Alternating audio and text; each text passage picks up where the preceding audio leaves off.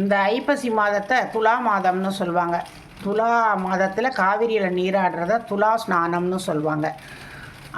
அதாவது கங்கையில் நமக்கு நீராடினால் 3 நாட்கள் தங்கி நீராடினால்தான் அந்த பலன் கிடைக்கும். நர்மதையில் 10 நாள் தங்கி நீராடணும். ஆனால் காவிரியில் ஒரே ஒரு நாள் நீராடினாலும் அந்த பலன் கிடைக்கும். ஏனென்றால் காவிரியின் வேண்டுகோளுக்கு இணங்க உலகில் இருக்கும் அத்தனை புனித நதிகளும் காவிரியில் கலக்குது. அதுவும் குறிப்பாக இந்த துலா மாதத்தில் உலகில் இருக்கும் அனைத்து நதிகளிலும் தங்கள் பாவம் தீர பக்தர்கள் குளிக்கிறாங்க இல்லையா, அந்த பாவத்தை போக்க எல்லா நதிகளும் காவிரியில் சங்கமிக்கிறது.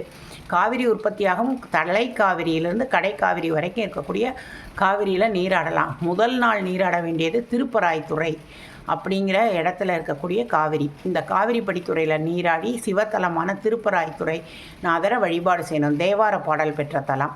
அம்மா பேர் ஹேமவர்ணாம்பிகை, பசும்பொன் மயிலாம்பிகைங்கிற அழகான பேர். இந்த கோவிலில் நீராடினதுக்கப்புறம் நம்ம அப்படியே 2வது நாள், ஆனால் இன்றைக்கி நீராட வேண்டியது ஸ்ரீரங்கம். ஸ்ரீரங்கத்தில் போய் இன்றைக்கி நம்ம நீராடணும்.